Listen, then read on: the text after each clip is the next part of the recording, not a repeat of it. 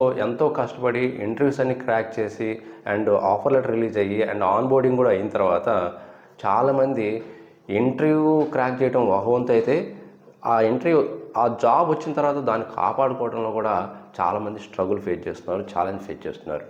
Okay, నేను కొన్ని few important things అయితే చెప్తానండి. మీరు కంపెనీలో జాయిన్ అయిన తర్వాత ఫేస్ చేసే కొన్ని ఛాలెంజెస్ ఏంటివి, సో వాటిని కొంచెం మీరు ఓవర్కమ్ అవ్వాలి. వాటిని కొంచెం ప్రిపేర్ అయ్యి వెళ్తే మీరు కొంచెం ఈజీగానే సర్వైవ్ అవ్వచ్చు. ఫస్ట్ది ఏంటంటే, మీకు కంపెనీలో జాయిన్ అయిన తర్వాత మీకు కొన్ని రోజుల తర్వాత మీకు కేటీ ఇచ్చి తర్వాత కేటీ ప్రొవైడ్ చేసిన తర్వాత మీకు మీ ఎన్విరాన్మెంట్ సెటప్ని రెడీ చేసుకోండి అని అంటుంటారు.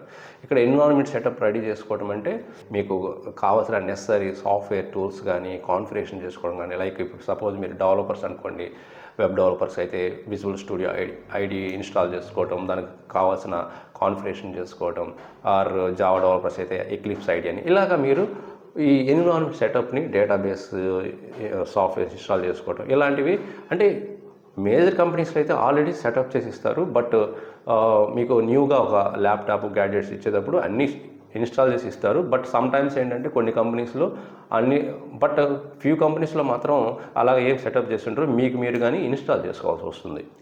సో ఇలాగ ఇన్స్టాలేషన్ చేయటం కూడా రాని వాళ్ళు చాలామంది ఉన్నారండి. సో అందుకే అట్లీస్ట్ ఇవి ఎలా ఇన్స్టాల్ చేయాలో కూడా మీకు తెలిసి ఉండాలి, లేకపోతే అక్కడే మీరు దొరికిపోతారు, మీకు అసలు ఏం తెలియదని. అండ్ సెకండ్ది ఏంటంటే మీకు ఒక ప్రాజెక్ట్ సంబంధించిన డీటెయిల్స్ అన్నీ కూడా ఆల్రెడీ వేరే గిట్ రిపాజిటరీలో మెయింటైన్ చేస్తుంటారు కదా.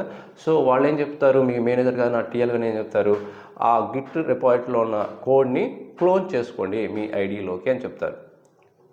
ఓకే, ఈ క్లోనింగ్ ఏంటి, ఎలా చేయాలి, గిట్ రిపాజిటరీని క్లోన్ ఎలా చేయాలో కూడా చాలామందికి తెలియదండి. మరి గిట్ రిపాజిటరీని క్లోన్ ఎలా చేయాలో కూడా ఈ ప్రాసెస్ కూడా చాలామంది తెలియదు. And some basic Git commands మీకు తెలిసి ఉండాలి, లేకపోతే రియల్ టైంలో సాఫ్ట్వేర్ ఇండస్ట్రీలో వర్క్ చేయడం చాలా కష్టమవుతుందండి. అంటే ప్రతిదీ మీ చిన్న చిన్న బేసిక్స్ కూడా అడిగారంటే డౌట్ వస్తుంది ముందు, అసలు నిజంగా వర్క్ చేసావా లేదా అన్నట్టు వాళ్ళు ఫీల్ అవుతారు.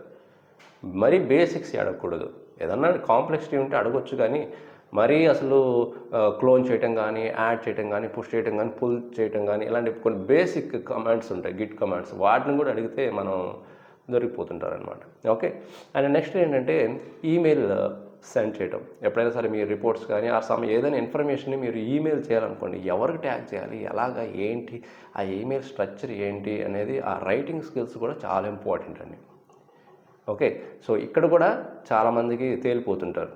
ఈమెయిల్ సెండ్ చేయడంలో కూడా కంప్లీట్గా అసలు ఎలాగ దానికి సబ్జెక్ట్ ఏం యాడ్ చేయాలి, ఎవరికి ట్యాగ్ చేయాలి, ఏ మేనేజర్కి ఎవరెవరికి యాడ్ చేయాలి కూడా తెలియదు అనమాట. ఎవ్రీథింగ్ ఏంటంటే క్విక్గా నేర్చుకోవాలి, అదొక్కటే మీరు చేయాల్సింది. అండ్ నెక్స్ట్ ఏంటంటే డీబగ్ చేయటం. ఇప్పుడు చాలా వరకు కంపెనీస్లో ఏంటంటే ఆల్రెడీ కోడ్ ఉంటుంది, ఎగ్జిస్టింగ్ కోడ్ ఉంటుంది, దాన్ని మనం ఏం చేయాలంటే సమ్ ఎర్రర్స్ డీబగ్ చేయాలి, రెక్టిఫై చేయాలి. ఇలాంటి టైంలో ఎక్కువగా ఏం చేస్తుంటారు, అందరు గూగుల్ అండ్ ఏమైనా ఏఐ టూల్స్ ఇచ్చేసి దీంట్లో పేస్ట్ చేస్తుంటారు. దీనివల్ల ఏమవుతుందంటే ఇంకా more errors, more issues create అవుతుంటాయి.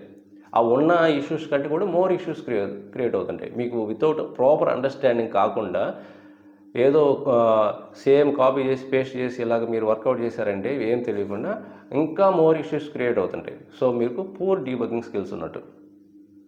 ఓకే, సో దాన్ని ఇన్ కేస్ మీరు కాపీ చేసుకున్నా కూడా దాన్ని ప్రాపర్గా ఎలా ఎడిట్ చేసి దాంట్లోకి పేస్ట్ చేయాలనేది తెలిసి ఉండాలండి. అందుకే మీకు గూగుల్ ఉన్నా, ఏ టూల్స్ ఎన్ని ఉన్నా కూడా మనకి నాలెడ్జ్ లేకుండా అట్లీస్ట్ మోడిఫికేషన్ ఎలా చేయాలో కూడా తెలియకుండా మీరు కంపెనీలో జాయిన్ అయ్యారంటే చాలా ఛాలెంజ్ ఫేస్ చేస్తారు. ఓకే, అందుకే నాలెడ్జ్ ఉండాలి, వర్క్ తెలిసి ఉండాలి, అట్లీస్ట్ ప్రాక్టికల్ నాలెడ్జ్ ఉండాలి అనేది అందుకే. అండ్ నెక్స్ట్ ఏంటంటే ఇక్కడ కూడా తెలిసిపోతుంటుందండి మీ పనితనం ఏంటనేది. ఏంటంటే ఇప్పుడు సపోజ్ రైటింగ్ ఒక ఎగ్జాంపుల్ ఇచ్చారనుకోండి, మీకు ఒక టాస్క్ ఇచ్చారనుకోండి, కోడ్ రాయటం. సో ఆ కోడ్ రాస్తారు, అవుట్పుట్ కూడా వస్తుంది. జనరల్గా ఒక సీనియర్ ఎంప్లాయీ రాసే కోడ్కి అండ్ జూనియర్ ఎంప్లాయీ రాసే కోడ్కి ఏంటంటే డిఫరెన్స్ ఏంటంటే ఇద్దరికి సేమ్ అవుట్పుట్ వస్తుంది. బట్ పర్ఫార్మెన్స్లో సీనియర్ రాసేది ఫాస్ట్ పర్ఫార్మెన్స్ ఉంటుంది, జూనియర్ రాసేది స్లో పర్ఫార్మెన్స్ ఉంటుంది. ఎందుకంటే జూనియర్ ఏం చేస్తాడంటే ఎక్కడ ఏది ఇచ్చేయాలో తెలియదు. ఇప్పుడు సపోజ్ ఒక సమ్ ఫంక్షన్ ఉందనుకో, సపోజ్ ఒక సమ్ చేయాలనుకోండి 2 నెంబర్స్ని, ఏదో ఫర్ లూప్ యూజ్ చేసి ఏదో వైల్ లూప్ యూజ్ చేసి ఏదో లూప్స్ యూజ్ చేస్తుంటాడు అతనికి తెలిసిన ఐడియా సబ్జెక్ట్ ప్రకారం. బట్ సీనియర్ ఏం చేస్తాడు, అదే సమ్ని ఒక ఫంక్షన్ క్రియేట్ చేసి రిపీటెడ్గా అదే వర్క్ అయ్యేటట్టు చేసుకుంటాడు.